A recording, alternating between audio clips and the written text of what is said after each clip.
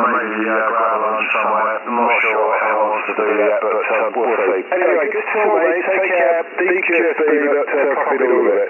And I'm glad to be getting the clockwise up over here and making good use of it, especially, in QSO review.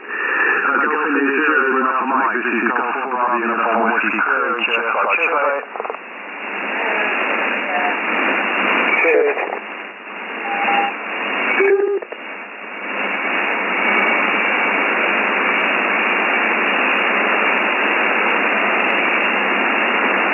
Funny old world, but there were pictures of blind eyes and blind legs and also some fractures. And I've been working on fractures as well, so we were interested in the SDM. G0GSR. Oh, tell me, is your amplifier a Barman amplifier here come with that? I think it is, but I'm not sure. G0GSR, NW0GYV. It is most definitely a valve, not a tube or a tube. It's a valve, G0GSR. Just indulge me a second, Dave. Peter, the electron microscope. A couple of questions. Does the target need to be in a vacuum for a start? And what detects the reflected electron beam, Peter, over? It does have to be in a vacuum. You've caught me on the hop. I've been trying to remember how it works, but basically the beam of electrons is fired at the conducting surface, the subject, and you're measuring the current and you're putting it into a scope, so it's also generating the raster that you get on a TV screen. So it scans across the surface. I'd have to go and look in my books, because it's a long time since I've used one. Actually, I didn't use one in my last job since about 30 odd years, so it's now technology, but in 1968, the scanning electron, it's not a transmission electron microscope, you weren't bashing the electrons through, you're bouncing off the surface, the same as on an oscilloscope. G0GSR. Okay, Peter. Just need a bit more information and I can build one this afternoon. No, joking. I know it will be absolutely fascinating, wouldn't it, on look out such a thing, but it's not the kind of thing you can have at home. I would actually like a microscope to have on the bench, but nothing quite so powerful as that, just a modest one. I think the most useful kind of microscope has got, fairly low magnification, with a good working distance, and will let out my failing eyesight. We had a lovely one at work, actually. It was a Bosch long stereo microscope, and used to use that many times. It was an extremely useful device. But anyway, it doesn't look like I'll be able to build one this afternoon, so I might have to do something else. But we're talking about commutators, Dave. Yes, it is quite interesting that. I find it hard to believe how an oxide layer can be maintained under a constant abrasion. If you imagine a motor rotating constantly, it must take some time for copper oxide to form, and surely the brushes are constantly wearing it away. Or does it oxidize so quickly, like aluminium does, that it's almost instantaneous?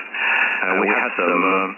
I'm just going to switch processors now because the signal's fading a little bit. We have some very big commutator motors at work, and I always used to be amazed watching them.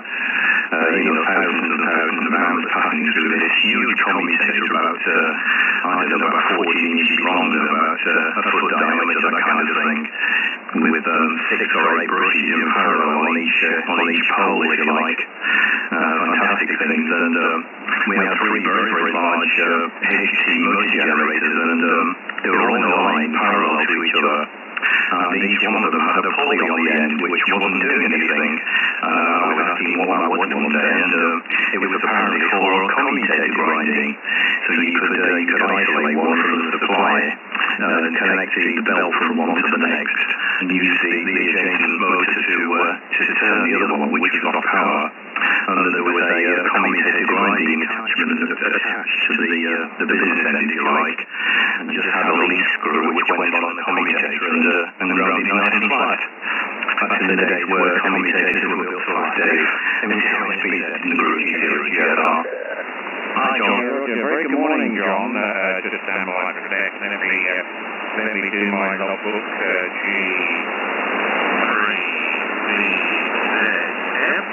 Very good morning, John. Nice to hear you again. If you just stand by, I'll pass it to you after I've had my over. So, Peter, Frank, John. Right, well, yes, okay, Frank. Well, with regards to carbon brushes things, it is a fascinating subject, and I'm trying to think of the German company that we've all had brushes for. I can remember the guy's name, Russell Ford's name was the name of a company called Skunk, I believe, who we bought shower brushes from, and they were really, really quite splendid, high-tech sort of people. Some sort of technique whereby they could impregnate the carbon brushes with a certain amount of copper, which made them more conductive. But you can't go too much copper, otherwise you lose the resistivity of the carbon, which really screws up the communication. So it really is a subject in its own right.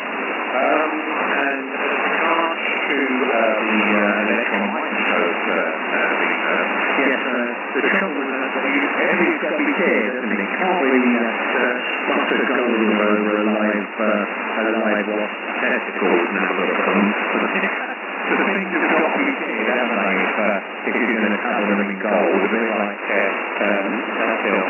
I can't remember the name of the woman now, but she was covered in gold.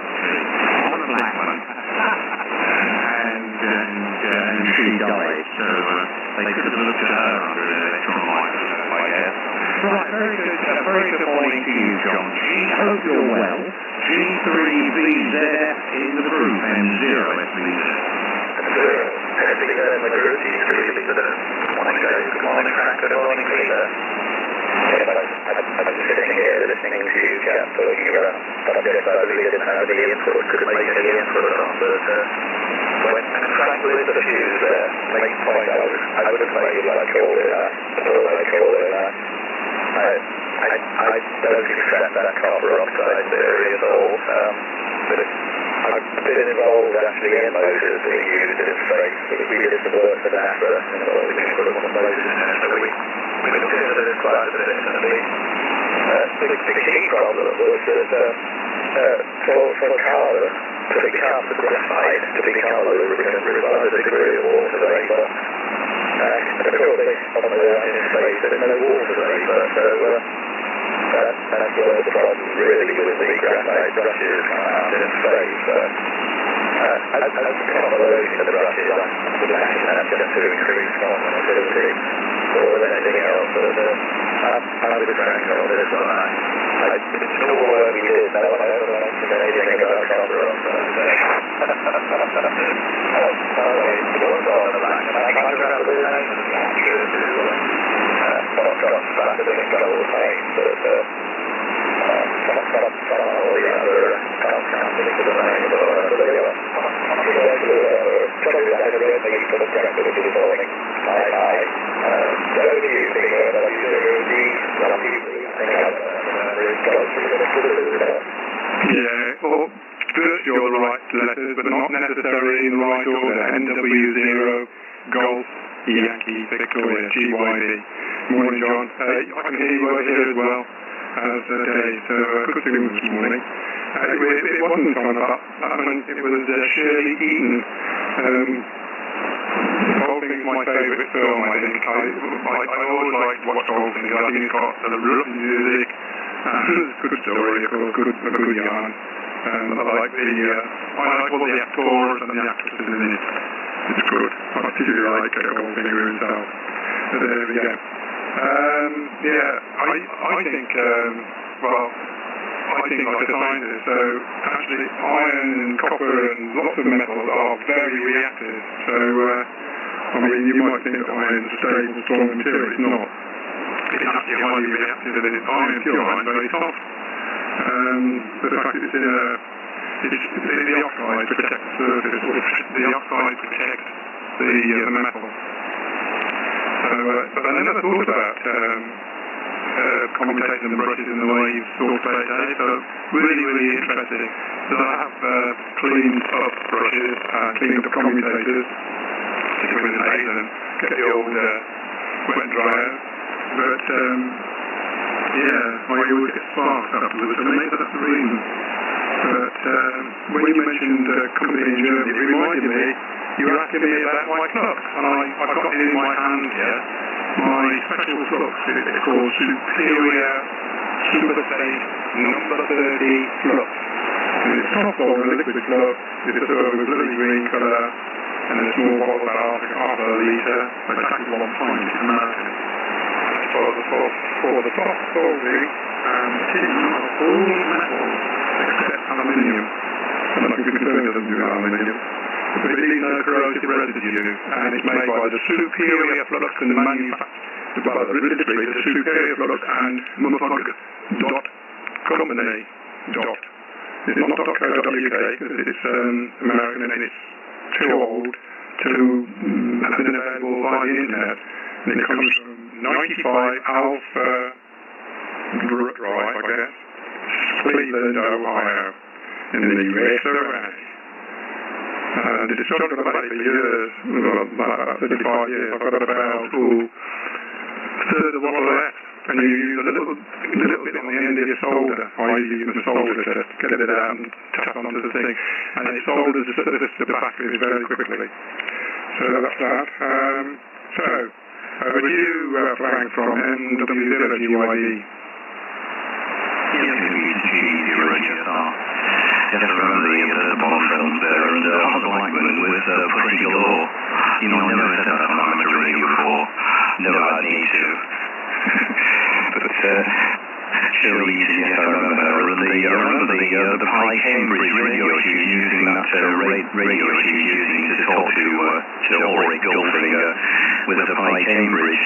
I'm sure it's just a prop, but I think I actually had one. I used it on 2 meters at the time when the film came out.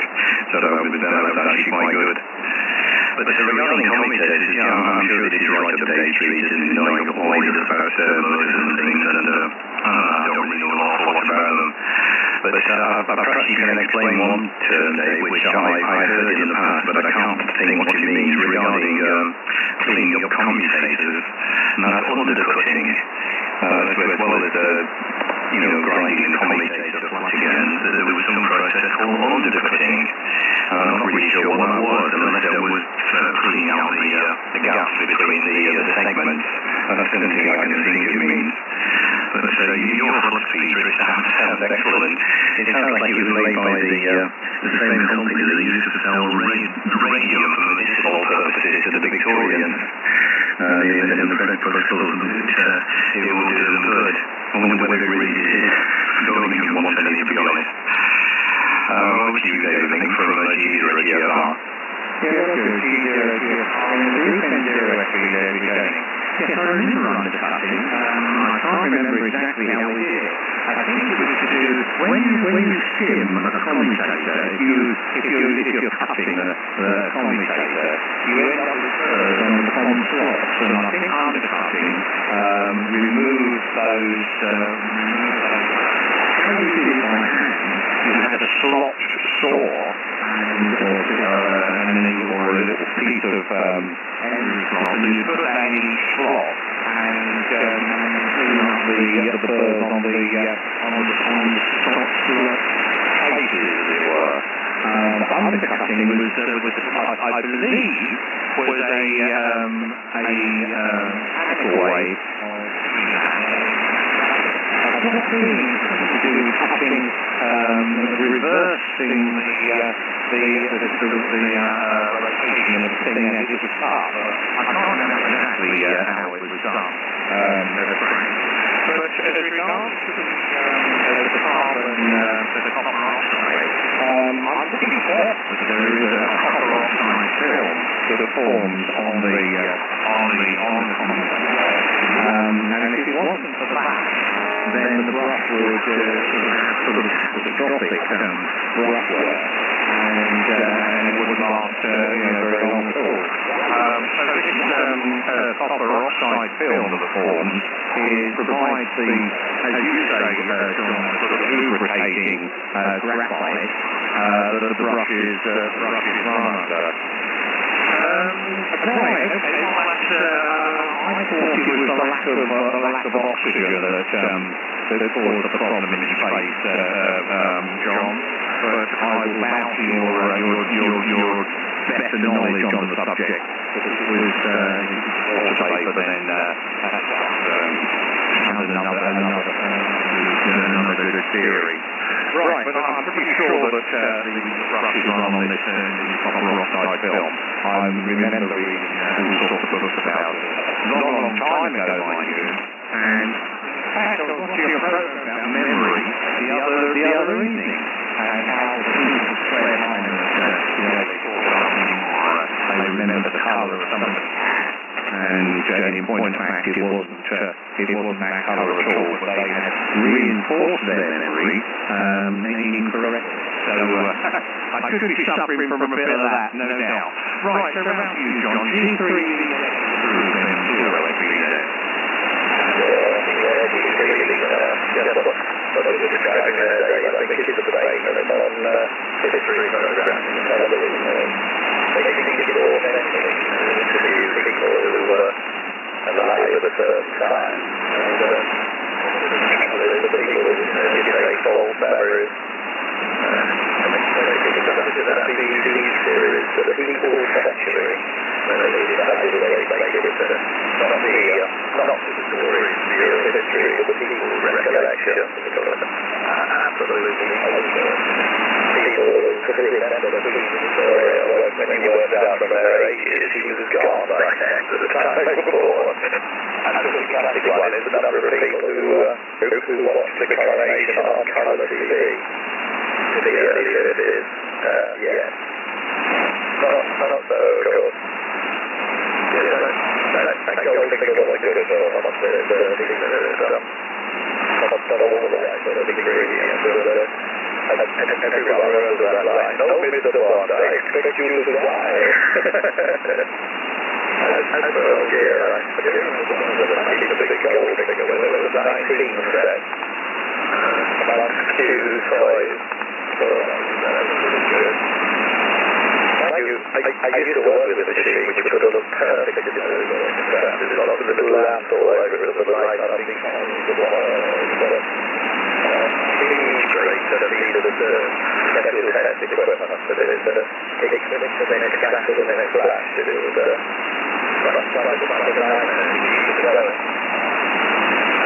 the company existed basically because of allowing, I thought, for the commutator segment to wear down without the insulating material starting to interrupt the brushes interaction.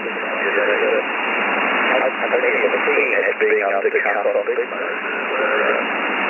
Guy actually had a special fixed tool. Because of the fixed one, they could chew out some of the micro or whatever, and so leave the commutator segment and crowd. And this went a long way to something flashing and over the brush wear or whatever. Quite often I was in a space actually because the insulating material tends to allow that. Varying the relaxing crease you could imagine how just it will sail in space. I mean, literally in space. We have no trouble with the equipment that we have installed in the ISS.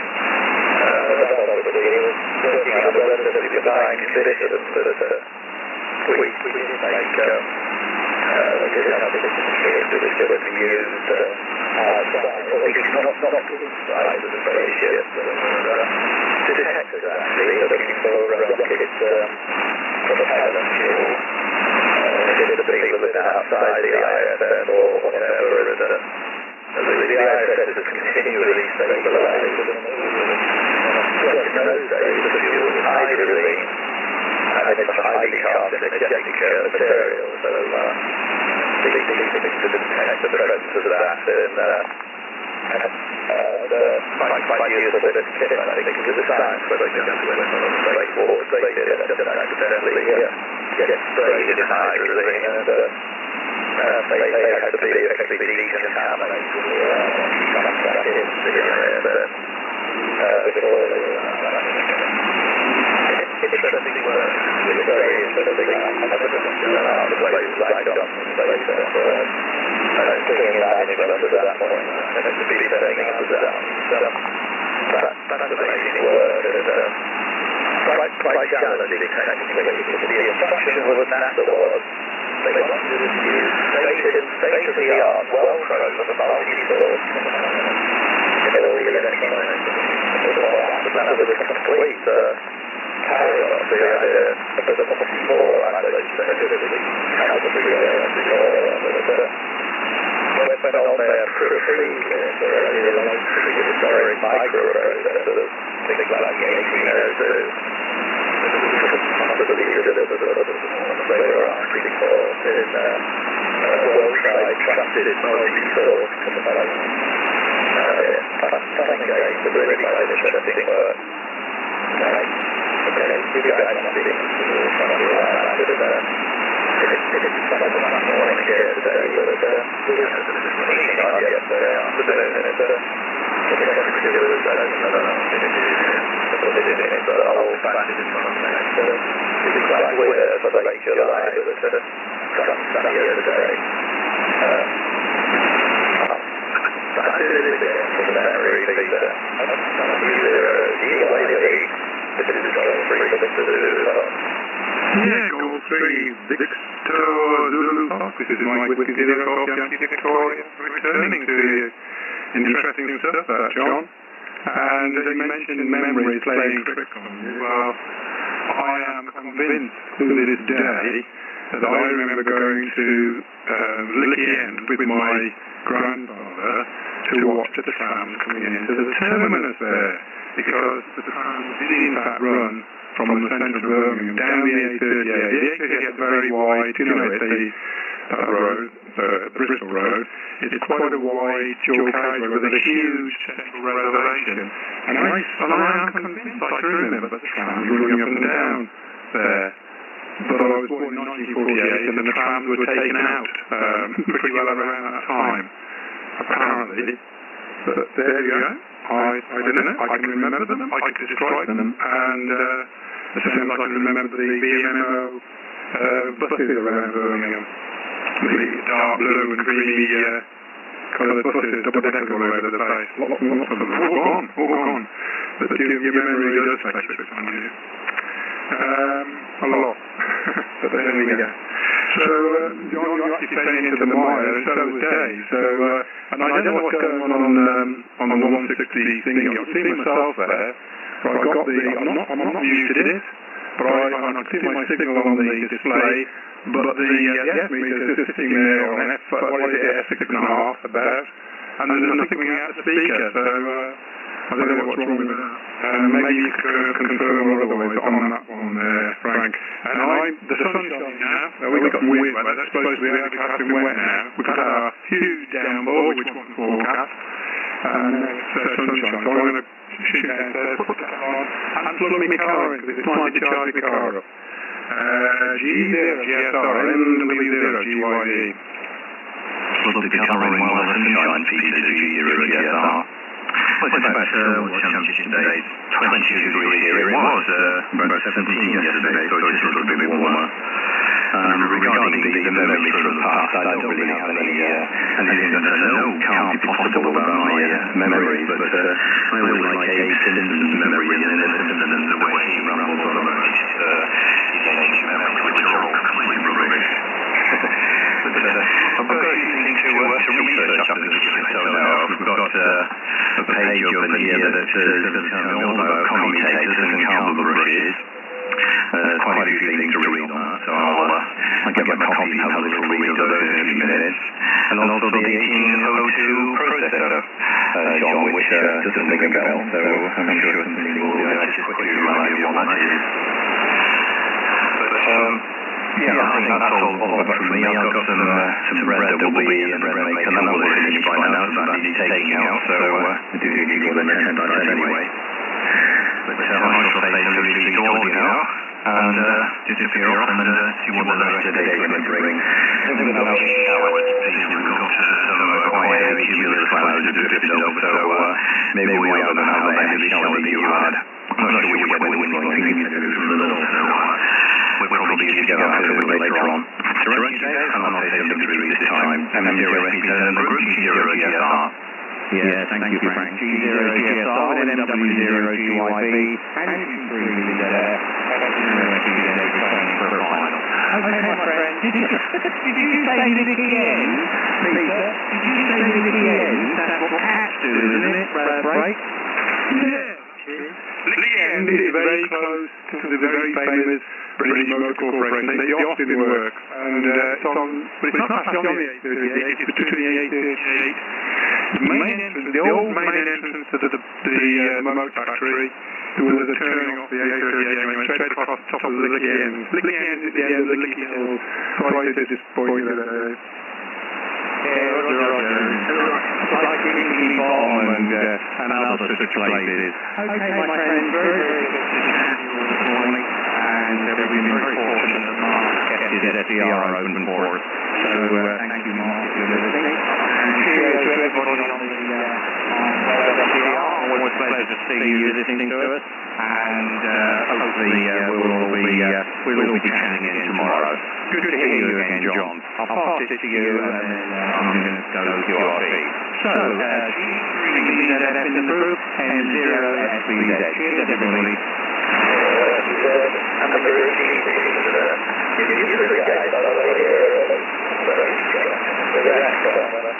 We're getting good signals. Yesterday, that was hopeless. I was not Frank in the return to the it was a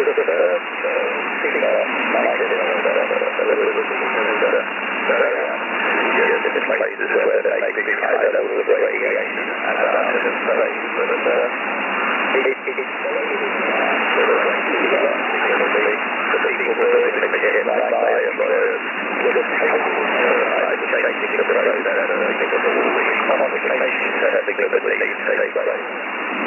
I think they were worrying it unnecessarily because they were terrified and in the end give you still radiation as a process to give you supplies and so they had to actually get those made up using logic arrays.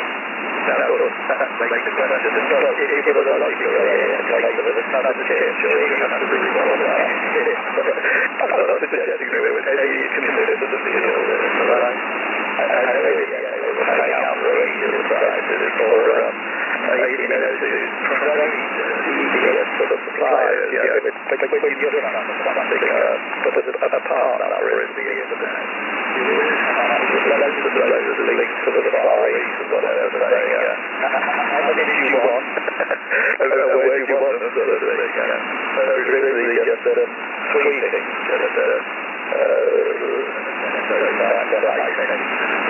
tweeting out these searches, it's a nightmare. Also a nightmare is the ability where they start actually